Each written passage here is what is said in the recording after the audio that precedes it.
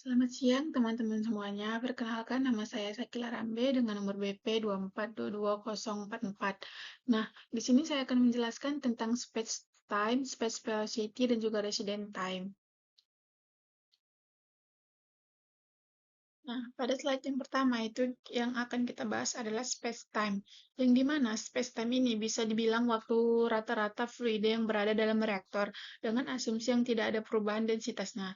Jadi, secara sederhana, space time itu menunjukkan seberapa lama fluida mengisi reaktor sebelum keluar. Adapun satuan dari space time ini yang adalah detik atau second, kemudian menit dan juga jam. Nah, kalau dilihat dari makna space-time ini dapat membantu kita membayangkan apakah reaktor yang kita pakai itu sudah cukup besar atau belum. Semakin besar nilai space-time-nya, berarti fluida berada lebih lama di dalam reaktor sehingga reaksi punya waktu yang lebih panjang untuk berlangsungnya. Nah, selanjutnya itu ada space velocity atau SV. Yang dimana space velocity ini adalah kebalikan dari space time. Kalau nilai SV ini besar, artinya fluida mengalir sangat cepat melewati reaktor. Jadi, waktu reaksi lebih singkat. Sebaliknya, kalau SV kecil itu fluida lebih lama berada dalam reaktor. Adapun rumus dari space velocity ini yaitu SV sama dengan F0 per V sama dengan 1 per T. Kemudian makna dari space velocity ini yaitu space velocity ini menunjukkan seberapa cepat reaktor dipakai di industri. Nilai SV ini penting banget karena berhubungan langsung dengan kapasitas produksi dan efisiensi reaksi terutama pada reaktor katalik.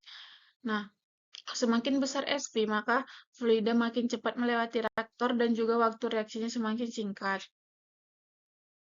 Nah, selanjutnya itu ada resident time atau T.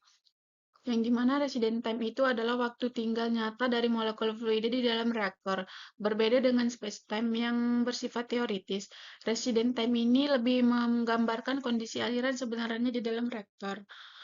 Jika tidak ada perubahan volume, maka rumusnya dapat teman-teman lihat seperti ini. Dan namun jika gasnya mengambang ataupun terjadi perubahan densitas, maka rumusnya berbeda. Nah, Presiden time ini menggambarkan kondisi nyata di dalam reaktor berdasarkan aliran masuknya. Nah, selanjutnya itu, kapan sih space time, space velocity, dan resident time itu digunakan? Nah, pada space time itu digunakan pada saat mendesain reaktor dan juga menentukan ukuran reaktor dari laju alir. Kemudian space velocity itu digunakan saat operasi reaktor katalitik dan juga reaktor industri seperti fixed bed reaktor. Kemudian pada resident time itu digunakan pada saat menganalisis distribusi dan juga mengetahui kinerja aliran reaksinya. Nah, kemudian itu apa aja sih kegunaan space time, space velocity, dan resident time itu di dalam industri? Nah, space time, space velocity, dan juga resident time itu berguna untuk menentukan ukuran reaktor, menghitung konversi, dan juga membandingkan kinerja reaktor serta mengontrol laju produksi. Nah, di sini kita masuk ke dalam contoh soal 2.4, yaitu tentang membandingkan volume untuk reaktor seri. Untuk dua reaktor CSTR yang disusun seri, konversinya itu 40% yang tercapai di reaktor pertama. Berapakah volume masing-masing dari kedua reaktor yang diperlukan untuk mencapai konversi keseluruhan dari 80% dari spesies A yang masuk? Nah, pada reaktor 1 itu, volume masing-masing reaktor ditentukan dari laju reaksi yang dievaluasi pada konversi tertentu, yang dimana pada reaktor yang pertama, konversinya itu adalah 0,4. Kemudian dimasukkan ke dalam rumus FA0 dibagi min RA1, X-nya 0,4. Baru mendapatkan hasil 2,05 meter kubik. Kemudian dimasukkan ke rumusnya F1 sama dengan FA0 dibagi min RA1, X1 sama dengan FA0 dibagi min RA1 0,4. X1-nya itu sama dengan 2,05 dikali 0,4 mendapatkan hasil 0,82 meter kubik. Kemudian pada reaktor yang kedua yaitu X2-nya 0,8, yang dimana FA0 dibagi min RA1 X-nya sama dengan 0,8 mendapatkan hasil 8,0 meter kubik. Nah, kemudian kita masukkan ke rumus volume 2, yang dimana rumusnya itu adalah FA0 dibagi min RA2, X2 dikurang X1. F2 sama dengan 8,0 meter kubik dikali 0,8 dikurang 0,4 mendapatkan hasil 3,0 2 meter kubik ataupun 3.200 desimeter kubik. F2-nya itu sama dengan 3.200 desimeter kubik atau liter.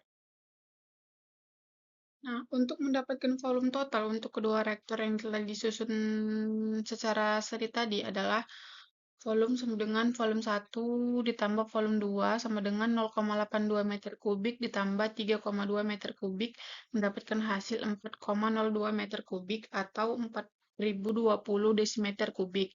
Nah, sebagai perbandingan volume yang dibutuhkan untuk mencapai konversi 80% dalam satu CSTR yaitu F sama dengan FA0 dibagi min RA1 X sama dengan 8,0 dikali 0,8 mendapatkan hasil 6,4 meter kubik atau 6.400 desimeter kubik. Nah, selanjutnya itu ada contoh soal 2.5, isomerisasi fase cair adiabatik, isomerisasi butana. Nah, dapat kita lihat pada tabel 251 itu adalah raw datanya. Kemudian pada tabel 252 itu ada proses datanya. Nah, di sini kita akan bahas CSTR yang pertama, yang dimana X-nya itu adalah 0,2, kemudian FA0 min RA-nya itu adalah 0,94 meter kubik. F1-nya sama dengan FA0 dibagi min RA X1 sama dengan 0,94 meter kubik tadi dikali dengan X, yaitu X-nya 0,2 dan mendapatkan hasil 0,188 meter kubik. F1-nya sama dengan 0,188 meter kubik sama dengan 188 desimeter kubik. Nah, pada example 2.5 untuk PVR itu rumusnya F2 sama dengan integral 0,6 0,2 FA0 dibagi min RA dx. Dengan menggunakan rumus 3 titik Simpson dengan delta X sama dengan 0,6 dikurang 0,2 dibagi 2 sama dengan 0,2. Kemudian X1-nya adalah 0,2, X2-nya 0,4, dan X3-nya 0,6. F2 sama dengan integral 0,6 0,2 FA0 dibagi min RA dx sama dengan delta X dibagi 3. FA0 dibagi min RA X-nya sama dengan 0,2 ditambah 4 FA0 dibagi min RA yang dimana X-nya itu adalah 0,4 terus ditambah FA0 dibagi min RA X-nya 0,6 mendapatkan hasil 0,2 dibagi 3 0,94 ditambah 4 dikali 0,85 ditambah 1,82 meter kubik. Kemudian hasilnya yaitu F2 sama dengan 0,38 meter kubik atau 380 desimeter kubik.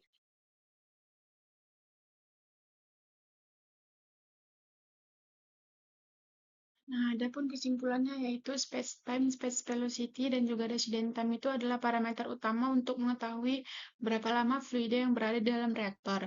Space time itu menunjukkan waktu teoritis fluida mengisi reaktor. Space velocity itu menunjukkan kecepatan aliran melewati reaktor, sedangkan resident time itu menunjukkan waktu nyata molekul berada di dalam reaktor. Nah, ketiganya ini digunakan untuk menentukan ukuran reaktor dan memastikan reaksi memiliki waktu yang lebih cukup agar konversi dapat tercapai secara efisien. Sekian presentasi yang dapat saya sampaikan. Lebih dan kurangnya saya mohon maaf.